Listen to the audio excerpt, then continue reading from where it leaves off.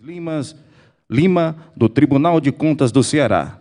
Senhoras e senhores, com a palavra o presidente do Instituto Rui Barbosa, conselheiro Edilberto Carlos Pontes Lima.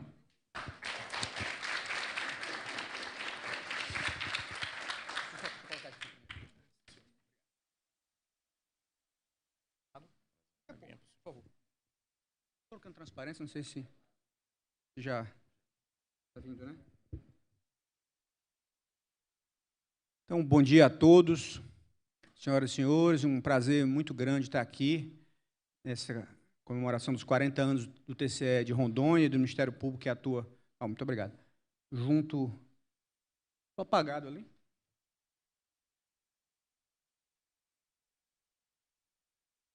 O título, anota aqui.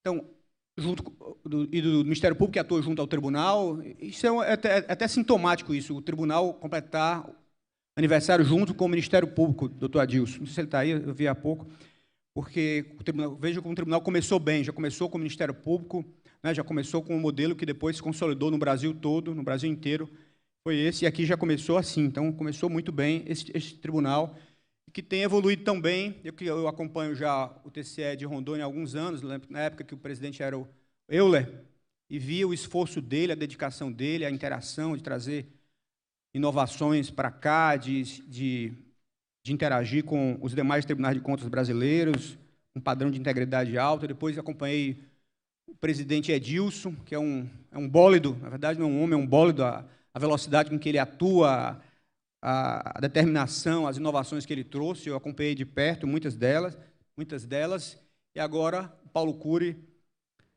também essa jovem liderança que todos respeitam muito e tem continuado um trabalho, feito um trabalho digno de todos os elogios, digno de nota. Também o Ministério Público aqui, que como muito bem ressaltado ontem, que o doutor Adilson disse que não sabia falar em público, mas fez um discurso belíssimo, não é? Como um cearense, bom cearense de Tianguá, falou até em alemão. Foi muito interessante o seu discurso, doutor Adilson. Parabéns, foi muito, muito bom. Então, gente, o que eu queria compartilhar com vocês aqui, algumas reflexões que eu tenho feito em alguns fóruns, algumas coisas até, quem assistiu, algumas coisas até repetidas, mas muita gente talvez não tenha assistido, mas uma coisa que eu tenho insistido, como eu tenho visto e sobre como os tribunais de contas, esses tribunais de contas do século XXI, né, como é que eles devem atuar, na minha visão, como é que eles devem atuar, quais são os riscos que os tribunais de contas enfrentam, quais são as perspectivas, quais são essas oportunidades. Por isso que eu dei esse título, Tribunais de Contas e o Futuro, Desafios e Oportunidades. Então, vou começar falando dos riscos, dos problemas que eventuais que os tribunais de contas podem enfrentar, que eu acho que são potencialmente importantes. O primeiro é a disfuncionalidade. Vejo isso em algumas instituições, muitas instituições brasileiras, em alguns tribunais de contas também, pode acontecer, é um risco grande que a gente tem que combater. A disfuncionalidade, ela se apresenta de várias formas. Por exemplo, o conselheiro Paulo enfatizou muito o controle de políticas públicas, a cooperação, esse é até o título do fórum, é uma área extremamente importante, daqui a pouco eu vou falar em mais detalhes sobre ela. Mas ela também pode ser, se o Tribunal de Contas não tiver os devidos cuidados, a atuação do Tribunal de Contas pode ser disfuncional nessa área. Como é que tem disfuncionalidade nessa área? Vou dar um exemplo, estava conversando esses dias, lá no Tribunal de Contas de São Paulo, com o professor Carlos Ivan Simos Leal, que é o presidente da Fundação Getúlio Vargas. Ele é um sujeito muito influente no Brasil, sobrinho do Mário Henrique Simos, que foi ministro muitos anos no governo militar, tem muitas relações com pessoas nesse campo, grandes economistas, gente que foi ministro, gente que da alta cúpula do país há muito tempo. Pois bem, ele me disse o seguinte, olha, o meu tio relatava que o Roberto Campos estava propondo mudanças drásticas nos tribunais de contas, nos anos 60, presidente Paulo, porque os tribunais de contas estavam querendo decidir no lugar dos gestores, inclusive em políticas públicas, isso nos anos 60. Porque às vezes a gente acha que conhece bem o passado, acha que o Tribunal de Contas, nessa visão nessa visão de Tribunal de Contas que olha para a política pública, começou com a Constituição de 88. Não, na verdade, nos anos 60, com a época, sob a égide da Constituição de 46, a gente lembra, por exemplo, a súmula 347, né, que permite o controle de constitucionalidade em casos concretos pelos tribunais de contas, é sob a égide da Constituição de 46. Então, foi uma época de muito fortalecimento dos tribunais de contas, sob a Constituição de 46. Então, um dos problemas que havia, segundo o professor Carlos Ivan, que eu nem conhecia, depois que ele falou, eu fui estudar um pouquinho mais, é que havia essa crítica muito forte que os tribunais de contas estavam querendo decidir no lugar dos gestores, né, em políticas públicas. Então, é uma área boa, promissora, que os tribunais de contas estão enfatizando hoje com muita energia, mas que é arriscada. Qual é o grande risco aqui de disfuncionalidade? É se o conselheiro do Tribunal de Contas, responsável por uma área, da área da educação, a área de saúde, ou o presidente do Tribunal de Contas, começar a querer dar ordens no secretário de Educação, no secretário de Saúde, no secretário de Infraestrutura, dar ordens. Olha, não construa a escola aqui, não, construa lá. Não faça hospital aqui, não, faça lá. Feche esse hospital, mude, aumente a quantidade de médicos, mude o turno. Enfim, querer ser gestor, querer decidir no lugar de quem foi eleito ou quem foi indicado pelo eleito. Um erro grave, um risco que a gente corre, é uma disfuncionalidade que a gente vai encaminhar. E para as políticas públicas é excelente, mas no papel correto. Daqui a pouco eu vou procurar aprofundar sobre isso. Mas é um risco, disfuncionalidade nesse campo. Outra grave disfuncionalidade que o Tribunal de Contas pode incorrer, e é uma crítica que eu chamo muito mais de narrativa do que uma crítica concreta. Mas o fato é que é uma narrativa muito forte hoje no Brasil, que, inclusive, motivou, ensejou até mudanças legislativas graves. A nova LINDB, por exemplo, a própria lei de licitações nova tem influência disso, que é a narrativa do apagão das canetas, não é? Do direito administrativo do medo, do direito administrativo do terror. Não é? Cada um fica buscando um nome mais eloquente, mas isso está nos discursos de boa parte não é, dos acadêmicos do direito administrativo e boa parte dos políticos. Como disse, isso influenciou até a mudança na LINDB, veio dessa narrativa, desse discurso que é muito forte, que é o apagão das canetas, que é a infantilização dos gestores. Como disse, cada um fica procurando um nome mais eloquente para tratar disso. Ou seja, é aquele Tribunal de Contas que amedronta, que leva à paralisia, que leva a administração pública agir muito menos fortemente do que ela deveria agir. Ficou a administração pública amedrontada. Eu gosto sempre de dar esse exemplo, gente. Eu já falei esse exemplo várias vezes, mas não consigo um exemplo melhor do que esse. Quem já ouviu, peço desculpas, mas eu acho um exemplo muito bom sobre essa disfuncionalidade e do Tribunal de Contas nesse campo de gerar apagão das canetas. O meu avô foi um produtor rural, médio produtor rural, pequeno, médio produtor rural. Ele produzia cachaça, tinha gado, esse tipo de coisa, queijo, enfim, no interior do Ceará, sertãozão, sujeito a secas e tudo mais. Viu, Adilson? Lá no sertão do Ceará, ele conseguia ser produtor rural e criou 18 filhos com a produção rural dele. E criou, Paulo, muito bem os filhos, todos, na época de mortalidade infantil muito grande, todos sobreviveram, todos fizeram a vida, se formaram, enfim, tiveram uma vida muito boa, a maior parte ainda é viva, alguns que morreram, mas já idosos. Pois bem, e ele como produtor rural, ele gostava de ficar na fazenda, íamos todos nós, eu e os meus primos, nós éramos os meninos da cidade, íamos lá visitar o meu avô, eu adorava ele, quando ele morreu, eu já tinha 22 anos, e aí ele ficava lá uma cadeira de balanço, ao lado dele ficavam vários gatos, muitos gatos, e como ele tinha lá um depósito grande, tinha farinha, tinha rapadura, enfim, tinha os produtos que ele produzia na fazenda, entre outras coisas lá. E as pessoas perguntavam para ele, chegavam os amigos dele, um deles, uma vez, eu estava lá, e disse, seu Vicente, o senhor gosta muito de gato, né? Aí ele disse, não, o que eu não gosto é de rato. Então, mas ao mesmo tempo era engraçado isso tudo, porque perto dele, Hilber, tinha também lá uns sapos. Tinha uns sapos, é engraçado isso, na fazenda tinha uns sapos e tal, e a gente, que era menino da cidade, não gostava dos sapos, claro, ficava com medo dos sapos e tal. Vovô, tira esses sapos daqui. E ele repreendia fortemente quem queria espantar esses sapos, porque os sapos, eles tinham uma função, gente, a história da funcionalidade, tinha uma função que era o equilíbrio ambiental. Eles pegavam insetos, né? Pegavam insetos. Então, para ele, o sapo era sagrado, ninguém podia mexer. Se aquele gato, em vez de pegar o rato, quisesse pegar o sapo, o gato era disfuncional. Não é?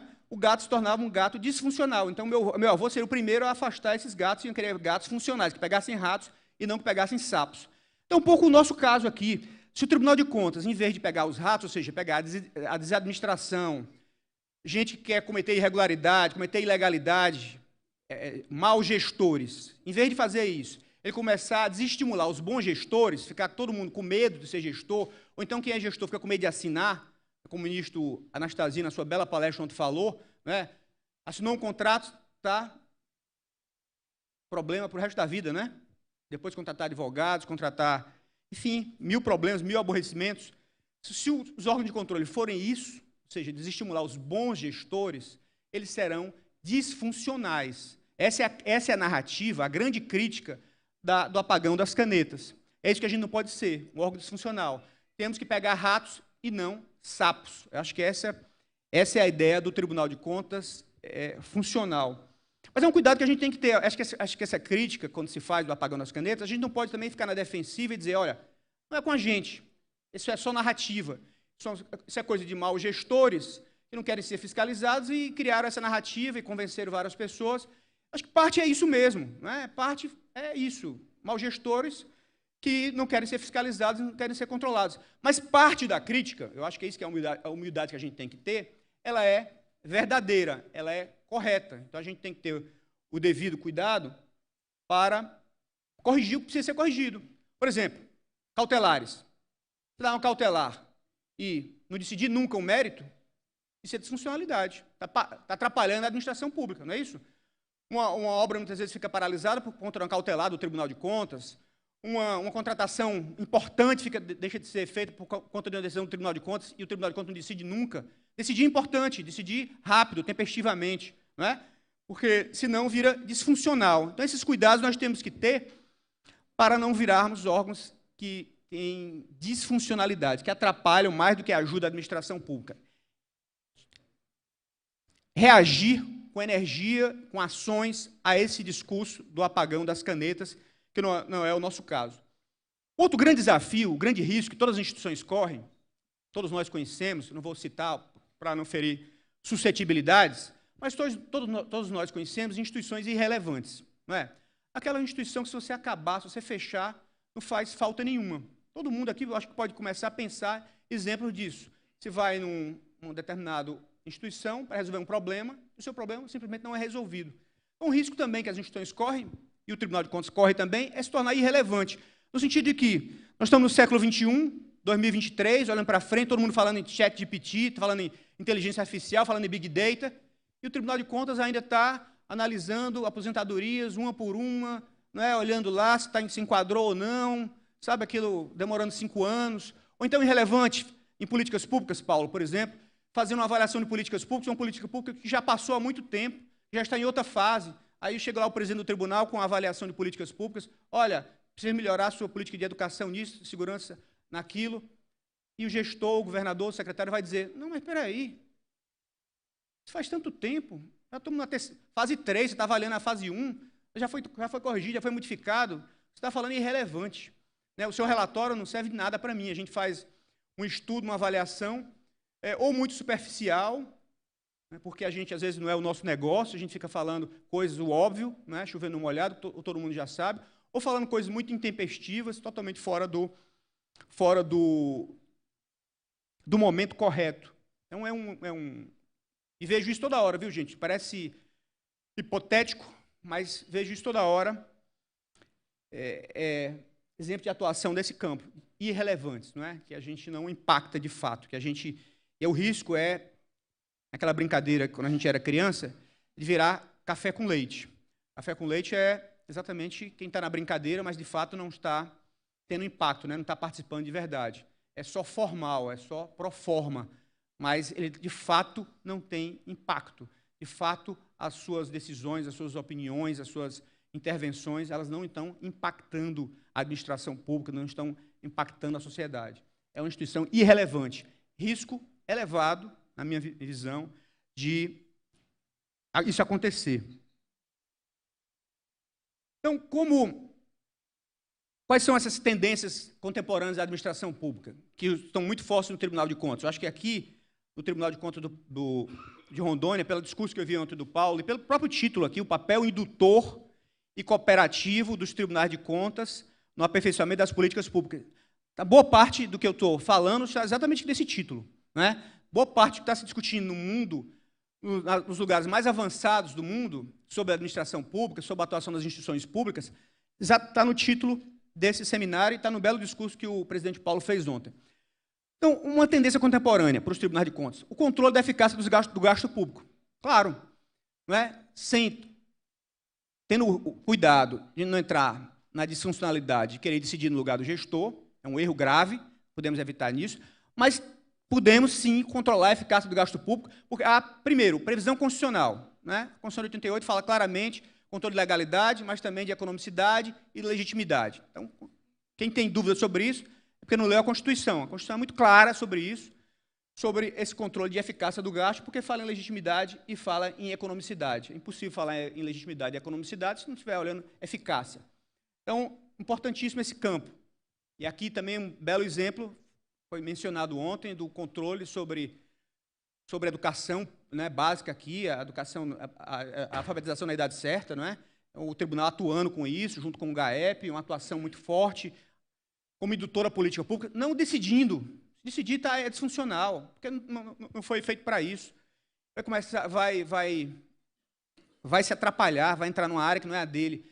Mas controlando a eficácia, apontando, avaliando, apontando, olha, mude a formulação, mude a implementação, não é? Essa é a grande contribuição que o Tribunal de Contas tem. Daqui a pouco eu vou falar em detalhe sobre cada um desses aspectos.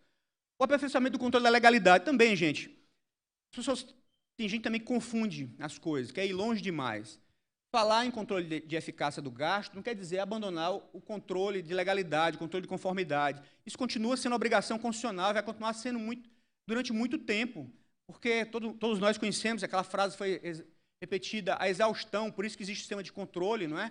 Os homens não são anjos, o governo é formado por anjos, então você precisa de controles recíprocos, inclusive de legalidade. Isso é fundamental que haja, no mundo inteiro há controle de legalidade, é importante que seja aperfeiçoado esse controle. A utilização intensiva de Big Data, Big Computing, inteligência artificial também, é o século XXI. Todas as possibilidades deste século que estão à disposição devem ser aplicadas. Atuação dialógica, também vi pelo outro discurso do Paulo e pelo vídeo, como isso aqui está forte, né? Pelo menos em algumas áreas. Então, essa atuação dialógica, essa história do Tribunal de Contas que não se isola, mas que atua. E o alto padrão de integridade, que eu nem sabia, para minha alegria, é um dos pilares também da atuação aqui, não é? Ao lado da educação, desenvolvimento regional sustentável e a integridade. Eu acho que esse também é fundamental. Então, eu vou procurar detalhar cada um desses aspectos. Primeiro, o controle da eficácia do gasto. Primeiro, como eu falei, a posição institucional favorável para o Tribunal de Contas. Gente, porque quando se fala em avaliação de políticas públicas, a Constituição até colocou isso. Foi até o ministro Anastasia, que foi o relator, incluiu, a gente chama até de uma... Como é aquele nome que se dá para quando se coloca um jabuti, né? Uma lei que não estava previsto, um jabuti do bem. Ele era o relator da emenda à Constituição e colocou isso na emenda 109, a obrigatoriedade e avaliação de políticas públicas. Mas ele fala a obrigatoriedade pela própria administração pública. É ela que vai fazer essa avaliação. Mas pense um pouco. A avaliação de políticas públicas, se eu sou o gestor, se eu sou o próprio administrador público, o secretário ou o governador, a minha tendência, Terrão, é claro que dizer que a política foi muito boa, né? É dourar a pílula, é enfatizar os aspectos positivos, né, Jailson? E os aspectos negativos eu procurei esconder um pouco. Tem até aquela famosa frase que o ministro Rubens Recupero, um grande homem, um grande brasileiro, mas caiu por conta disso no plano real, os mais jovens não sabem, ele disse assim, olha, o que é bom a gente mostra, o que é ruim a gente esconde.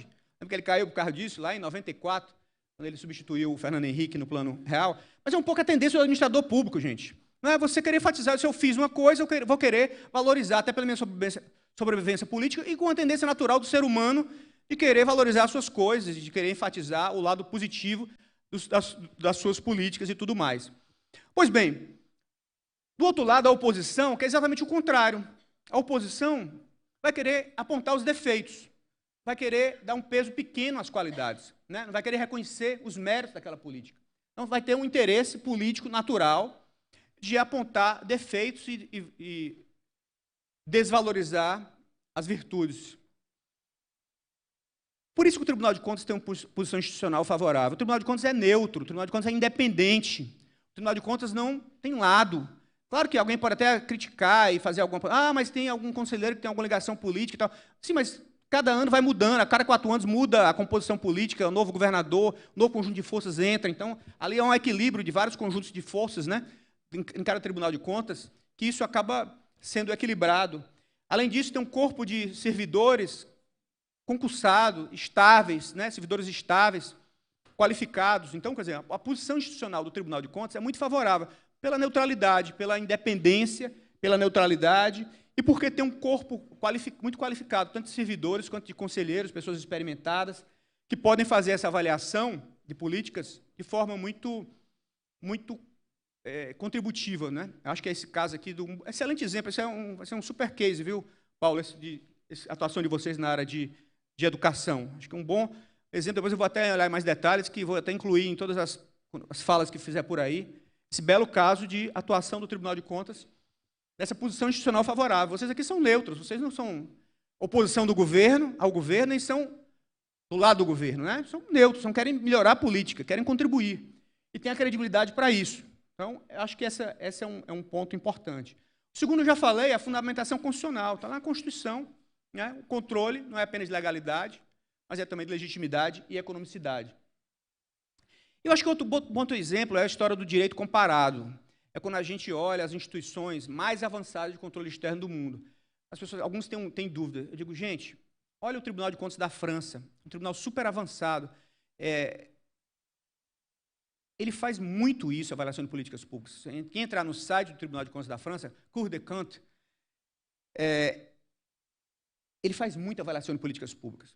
Se você olhar no Government Accountability Office, que é dos Estados Unidos, o GAO, eles fazem muita avaliação de políticas públicas. Se você olhar no National Audit Office, que é do Reino Unido, tá vendo? A Dilson também fala inglês, viu? Fala alemão. Ele também tem muita auditoria de políticas públicas.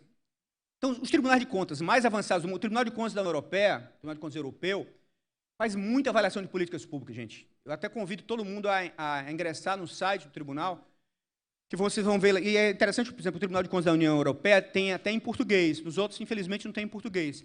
Mas o Tribunal de Contas da União Europeia tem muita avaliação de política pública e tem em português também. É uma das línguas que eles têm lá.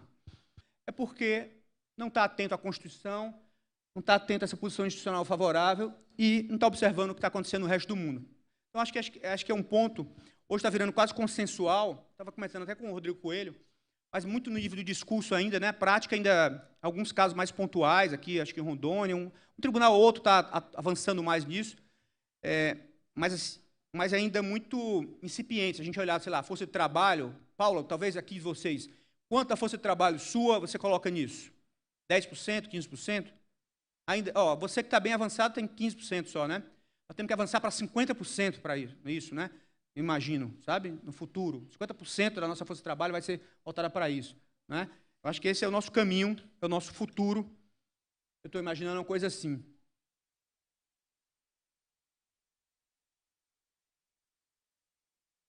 Aqui, agora...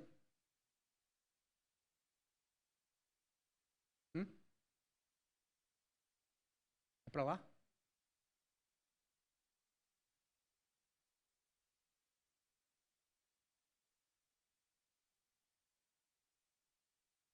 Você passa? Por favor, obrigado.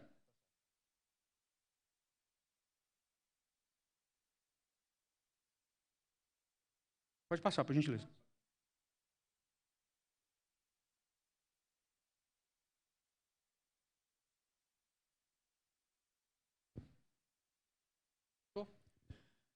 Como eu estava falando antes, gente, na minha visão, esse aperfeiçoamento do controle, o controle de conformidade continua essencial. O tribunal não vai abandonar isso. boa parte da sua força institucional vem daí. Não é? Todo mundo sabe, por exemplo, que depois que da lei da ficha limpa, da lei das inelegibilidades, a famosa linha G, o Tribunal de Contas passou a ter uma força muito maior, uma força institucional muito maior, não é? Quando contas irregulares pelos tribunais de contas passaram a ser também motivo de inelegibilidade. A gente sabe que mudou por conta agora tem que ter dano ao erário, não basta a conta ser irregular para ser inelegível, mas mesmo assim continua muito importante, continua essencial. Boa parte da força institucional do Tribunal de Contas, da relevância dele, da respeitabilidade do Tribunal de Contas, vem daí também, né, de você extrair ser um elemento importante, uma instituição importante para extrair do mundo jurídico, por um tempo, maus gestores, aqueles que desviaram recursos públicos, apontar para a sociedade, para a justiça eleitoral, aqueles gestores que, ao administrarem recursos públicos, traíram a confiança dos eleitores, né, traíram a confiança da sociedade, desviaram recurso público, apresentaram um débito. Então, é uma grande contribuição que o sistema de contas, os tribunais de contas têm para a sociedade, para o Brasil, para mim, na minha visão, continua essencial, a gente não pode abandonar. Então, julgar contas, analisar a legalidade de editais, isso é fundamental também, isso vai continuar sendo durante um grande período, quantificar danos ao erário, informar a justiça eleitoral. Boa parte da força, como disse, do institucional do tribunal é daí. Outro dia tivemos, cerca de um mês, uma audiência com o ministro Alexandre de Moraes, no Supremo Tribunal Federal, e um dos pontos que ele falou foi exatamente esse. Olha, gente, como vocês, ele como presidente do TSE, como os tribunais de contas são relevantes nesse campo de inelegibilidades. E até não nos orientou, mas nos pediu algumas coisas. Olha, vocês precisam indicar melhor. O Edilson, meu querido amigo, estava lá também, não é, Edilson?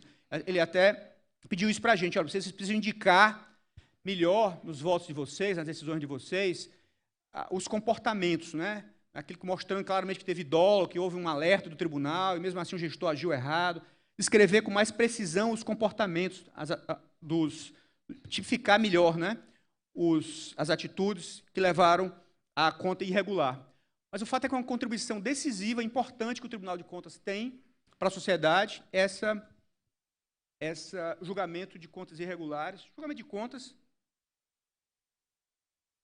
essa quantificação de danos.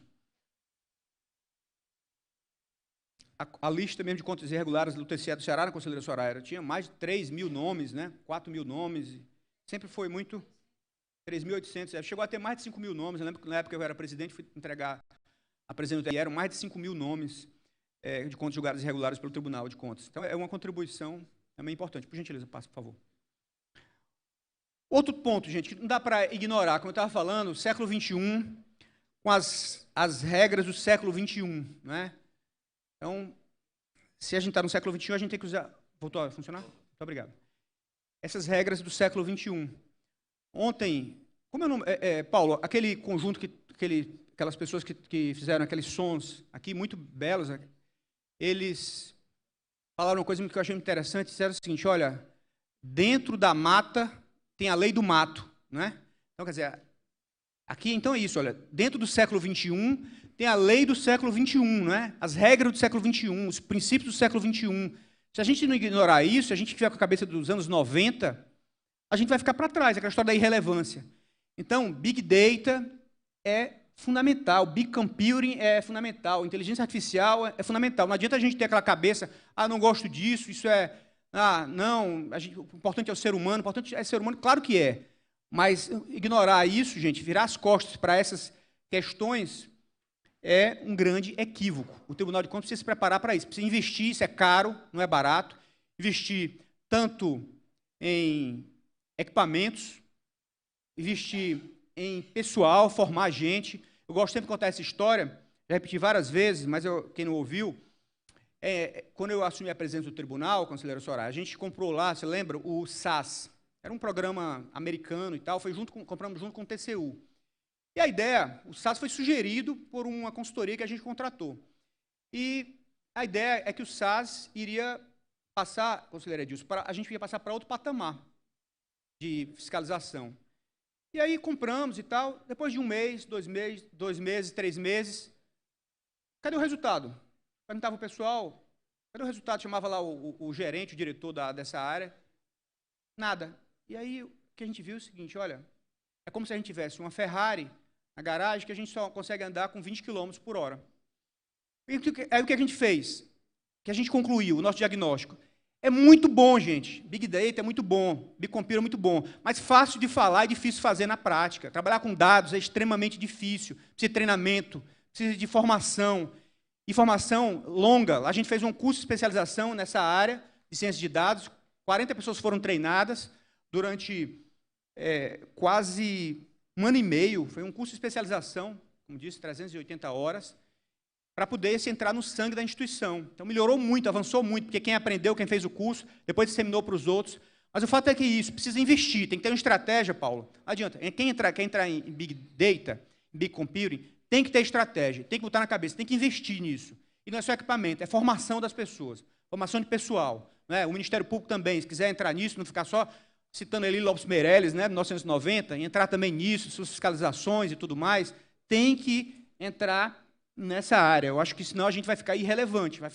O mundo é esse, e a gente está falando uma coisinha bem pequenininha no mundo, tá? Fora do que realmente é relevante no mundo. Então, ele permite uma atuação mais abrangente, porque o volume de dados é muito maior do que a gente podia trabalhar antes. O que se trabalhava antes? Era com algumas... Pegava ali uma planilha Excel, saía digitando a planilha Excel, esses os dados que tinham. Hoje, gente, o volume de dados, a variabilidade de dados, a velocidade dos dados, né, a instantaneidade dos dados é muito maior. Cada cidade do mundo, aqui eu imagino que Rondônia seja a mesma coisa, mas principalmente as cidades, quanto mais desenvolvidas, mais isso acontece, mas aqui também já tem muito isso, tenho certeza. Então, câmeras espalhadas pela cidade inteira. Cada telefonema que alguém dá para o 190 é um dado também. Cada carro daquele Uber, um táxi está circulando, que tem um sensor, é um dado também. Tudo isso é dado e pode ser usado para a política pública, pode ser usado para fiscalização, pode ser usado para várias coisas. Então, a atuação é mais abrangente, é muito mais rápida, porque a informação o tribunal tem muito rapidamente, e é uma atuação muito mais profunda, ele consegue ver com muito mais... ver coisas, elementos muito mais com mais profundidade do que se via antes, que era possível ver antes. Então, isso é fundamental aqui que se olhe isso. Essa atuação dialógica, isso também a gente olhar, ontem o ministro Anastasia falou muito sobre a administração pública, sobre gestão pública, como estava fora da agenda do país. De fato, é verdade. Acho que a última vez que gestão pública esteve no centro do debate brasileiro foi, acho que nos anos 90. Lembram que tinha um Ministério, o Ministério da Administração e Reforma do Estado, o ministro Bresser Pereira, né, que aí propôs todas aquelas reformas, administração pública gerencial, ele propôs aquela história de tratar o cliente como o cidadão como cliente. Tudo isso é originado lá daquelas ideias do David Osborne, nos Estados Unidos, no Reino Unido, que era a história do New Public Management. Isso foi muito forte, nos anos 90, mas depois saiu da agenda hoje no Brasil. Se a gente olhar o discurso do presidente da República, o presidente Lula, que tomou posse, mesmo do presidente anterior, o discurso de mudança na administração pública, da gestão, isso praticamente saiu do discurso principal, né? Hoje está no segundo, terceiro escalão, no máximo. Então, isso precisa voltar. Mas ele volta, gente, é interessante isso, porque o ministro falou ontem muito daquele modelo weberiano, né? Servidor público estável, servidor público concursado, carreiras. Fundamental, continua importantíssimo isso, está na Constituição, presidente Gilberto, não é? Artigo 37 da Constituição, que fala em legalidade, impessoalidade, moralidade, publicidade, tudo isso é weberiano, né? Depois aí veio o 98, colocou com Bresser eficiência, que é já exatamente esse modelo novo. Mas agora, gente, esse modelo século XXI aí começou muito forte a partir de 2010, 2011, é o modelo mais recente de administração pública que se discute no mundo. Eles chamam de nova governança, o modelo de nova governança é marcado por esses elementos que eu coloquei aqui. Atuação dialógica. Primeiro, muita horizontalidade. Isso é muito interessante isso, porque as pessoas em vez de ver o servidor público, os dois modelos, por exemplo, tanto o modelo weberiano, o setor público é muito distanciado da sociedade, muito organizado em carreiras, organizado em série de regras pré-estabelecidas, de princípios, a legalidade muito forte, mas o setor público ele é distante da sociedade, ele é acima da sociedade, ele não tem uma relação assim, de hierarquia. O modelo seguinte, do New Public Management, continua isso muito forte também, apesar de tratar o cidadão como cliente, mas ele é apartado, né? As relações com a sociedade se dão por meio de contratos, por exemplo, parceria público-privada, concessões. É muito essa ótica da contratualidade, mas não há uma horizontalidade. Nesse modelo, não. Aqui eu tenho certeza, Paulo, que você, quando você falou muito nisso no seu discurso ontem, né, esses vídeos todos, e desse contato que vocês têm aqui com os gestores, né, com as secretarias, com cada município. E aqui, muitas vezes, para você fazer isso, você não precisa assinar um contrato, né? Às vezes precisa ter um convênio, mas muitas vezes não. É uma relação horizontal, informal, rápida, baseada muitas vezes em confiança, não é nada escrito, não é? É confiança que se estabeleceu. Para estabelecer confiança não é fácil, não é? Então, a horizontalidade é muito forte nesse modelo que o Tribunal de Contas, que a administração pública contemporânea está lutando para entrar, né? Essa é a tendência, e o Tribunal de Contas como parte disso. Então, horizontalidade, aquele Tribunal de Contas afastado, Corte de Contas separado, distante, não é a marca do futuro, não é a marca nem do presente, né, quem é contemporâneo e olhando para o futuro. Consensualidade, fortíssimo também, é a marca desse tempo, gente. O TCU fez isso, mas vários tribunais já fizeram isso, né? O TCM do Rio de Janeiro tem lá uma Câmara Técnica, e vários tribunais têm entrado nessa linha de consensualidade. E aqui é um passo interessante. Muita gente pensa assim, mas o Ministério Público, por exemplo, já tinha os termos de ajustamento de conduta. O Tribunal de Contas já tinha os TAGs, né, termos de ajustamento de gestão, como se isso fosse a consensualidade. E já era talvez um princípio disso. Mas essa consensualidade aqui é muito mais profunda do que a do TAC. Porque a do TAC, e o mesmo do TAG, é uma consensualidade com ameaça, né? Ou você faz isso, ou eu entro com ação. Então, uma consensualidade, entre aspas, né? Não é, de fato, um diálogo horizontal, de iguais. Aqui havia uma ameaça. Então, a consensualidade aqui é um passo além disso, do TAC tradicional, do TAG tradicional. É realmente olhar os dois lados, é dialogar de igual para igual, sem preconceito, sem ideias preconcebidas, e tentar chegar ao entendimento. A colaboração também, como parte disso. Eu acho que um elemento importantíssimo, eu estava até conversando com o Carlos Neves, não sei se já foi embora, sobre que é parte disso, um elemento central disso, gente, é a capacidade de comunicação. O Tribunal de Contas tem que ter uma alta capacidade de comunicação. É um pouco como a ideia de democracia deliberativa. Uma das grandes críticas que se faz à democracia deliberativa, que é um conceito muito importante, né, Habermas e outros fizeram desenvolver essa ideia, mas a grande crítica que se faz é o seguinte, olha, gente, as pessoas entram em condições muito desiguais. Ok, é democracia deliberativa. Se você tem uma questão para discutir, tem debates, discussões e tudo mais. Tá bom, mas o Paulo é um sujeito altamente treinado, fala muito bem, se expressa bem, tem uma grande formação. Aí vai falar com outro que mal consegue falar, não consegue se expressar bem. Ele leva uma vantagem enorme sobre isso, ele tem uma formação muito maior. Então, essa democracia deliberativa não é tão democrática assim, porque ele favorece muito quem é bem informado, né? Quem está mais preparado para isso. Então, para o tribunal ir bem nisso, o Tribunal de Contas ir bem, esse Tribunal de Contas do futuro, nessa ideia dialógica, de diálogo, dialógica nesse sentido, né, de diálogo, ele precisa se comunicar muito bem, ele precisa desenvolver muito bem capacidades comunicativas.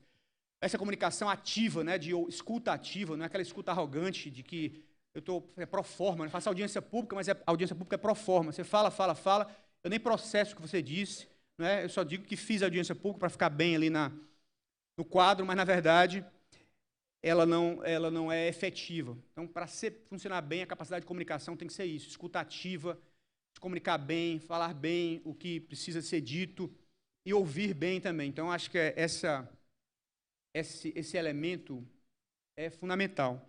É assim que vejo, basicamente, gente, acho que já estou aqui caminhando agora para encerrar aqui a minha participação, a atuação dialógica. E o último elemento, eu acho que também é fundamental, esse alto padrão de integridade das instituições.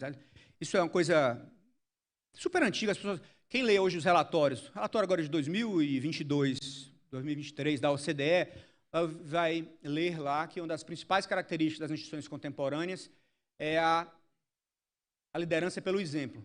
Mas isso é tão antigo quanto a história da humanidade, não é, meu querido amigo Marcos? Isso está sempre esteve, por exemplo, Padre Antônio Vieira, quem gosta de ler sobre oratória, sobre discurso, acho que uma das peças mais bonitas que tem é o famoso Sermão da Sexagésima. A grande questão era o seguinte: os padres estavam falando e não conseguiam convencer as pessoas. A igreja estava perdendo fiéis. E ele veio com esse famoso sermão que ele dizia isso: olha, vocês têm que se dirigir aos ouvidos, mas dirigir aos olhos. É o exemplo, né? É o exemplo que importa. O melhor argumento do pregador são as palavras do pregador. O melhor argumento do pregador é a vida que o pregador leva, não é? Isso é que vai convencer as pessoas. É assim que a igreja vai conseguir fiéis. Então, um pouco isso, quer dizer, o Tribunal de Contas, não é que toda hora está dizendo que está errado, que está dizendo que a política pública tem que ser melhor, que está avaliando, que está formulando. Ele tem que ter um alto padrão de integridade. Por isso que é tão importante, Paulo. Parabéns pelo você ter colocado, a todos aqui, Hilber, Euler, Jailson, Edilson, enfim, todos os integrantes do Tribunal de Contas e o Ministério Público também, Adilson e todos os demais, por colocar isso, porque acho que o alto padrão de integridade é essencial nesse Tribunal de Contas, né, contemporâneo, esse Tribunal de Contas do futuro. Isso é fundamental. E como parte da integridade, acho que também é fundamental ressaltar isso, gente. Essa proximidade com o gestor, esses cuidados que a gente tem que ter. Proximidade, eu estou citando o meu querido conterrâneo, ministro Biratã. Proximidade, Biratã Aguiar, que foi do TCU, não é promiscuidade. Próximo do gestor, dialogando com o gestor, mas não é promíscuo, você não é gestor, não é? Você não está na agenda política do gestor, nem a agenda política do governador, do prefeito, separado, independente. Fundamental isso, gente. Ser cioso disso, dessa independência do tribunal, dialogar como iguais, com alto padrão de integridade, com alto grau de confiança, capital social, fundamental isso. Mas nunca abrir mão da independência da instituição, porque senão se joga fora o bebê junto com a água, né? Não se trata disso. Não vamos misturar os conceitos. Dialogar, sim. Proximidade, sim. Promiscuidade, jamais. Independência, fundamental. Então, basicamente, gente, acho que essas são as ideias que eu queria compartilhar com vocês sobre o que eu acho que é o futuro do controle. Eu acho que boa parte já é o presente, em parte já tem a semente aqui. Eu acho que o TCE de Rondônia tem dado bom exemplo disso, vários tribunais de contas brasileiros, sim. O presente, o futuro que eu acho que é isso, mas boa parte já está no presente, quer dizer, esse futuro que já nasceu, né, que já está aí, já está se colocando, já está em boa parte, pelo menos no nível dos discursos e práticas, ainda está, o Paulo falou que é 10%, né, uns tribunais 5%, outros mais, outros menos, né, já começa a surgir essas ideias com muita força, mas acho que essa é a nossa tendência. Acho que esse é o nosso futuro. Então, vou concluir só com essa frase, assim, só para concluir. Então, o futuro será promissor, para terminar como comecei, né? Comecei falando dos riscos, né, da irrelevância e da disfuncionalidade. Aqui é exatamente o contrário. Se a gente for caminhar nesses pilares que eu acabei de falar, relevância, né, o Tribunal de Contas, um ator essencial. Por exemplo, eu gosto muito da atuação que o TCU teve ultimamente. Por exemplo, você estava discutindo urnas eletrônicas. A discussão são auditáveis, não são? Aí vem o TCU, audita as urnas. Né? Quer dizer, veja, a relevância. Estava discutindo que era a discussão sobre transição de governo, né? Governos de linhas opostas e tal.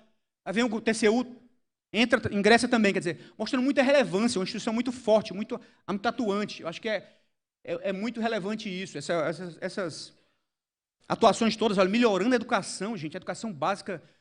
Já pensou, Edilson? A educação, que feito eles estão fazendo, gente? A educação básica do Rondônia está melhorando, está atingindo patamares igual aos nossos lá, Adilson, do Ceará. Não é? Graças ao Tribunal de Contas. Isso não é pouca coisa, não, gente. Isso é muita relevância, isso é muito importante. Não é?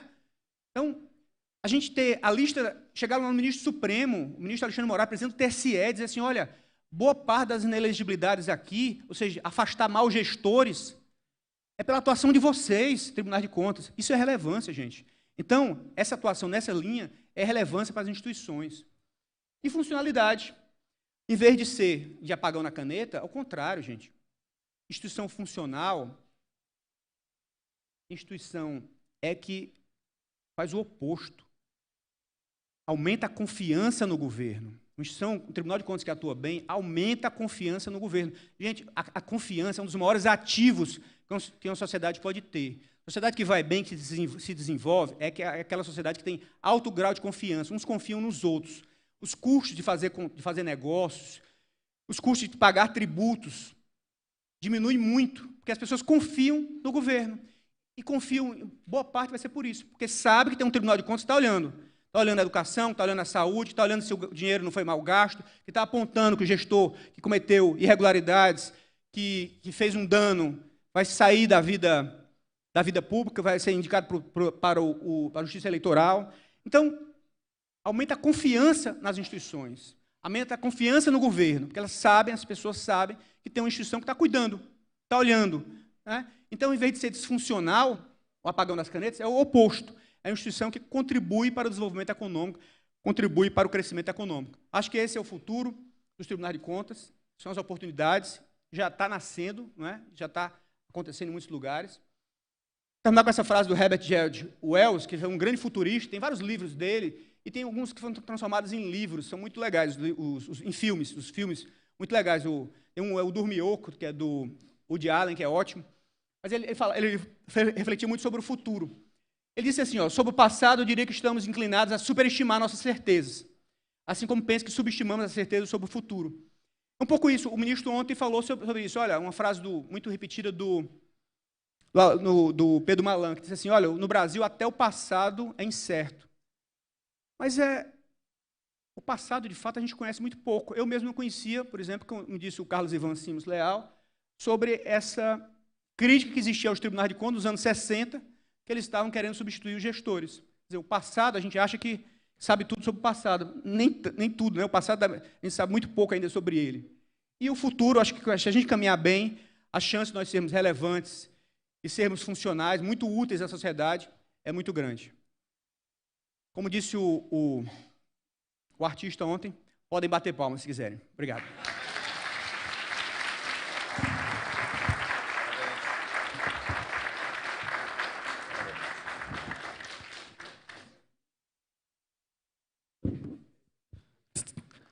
Muito bem, senhoras e senhores, acompanhamos a conferência do eminente presidente do Instituto Rui Barbosa, conselheiro Edilberto Carlos Pontes Lima. Nossos parabéns. Destacamos que esta conferência e este fórum está sendo acompanhado por centenas de pessoas pelo canal do YouTube, pelos canais do Tribunal de Contas do Estado de Rondônia e da Escola Superior de Contas. Então, a todos vocês que nos acompanham pelo YouTube, o nosso muito bom dia, sejam todos bem-vindos a este fórum. Senhoras e senhores, nos encaminhamos agora para o primeiro...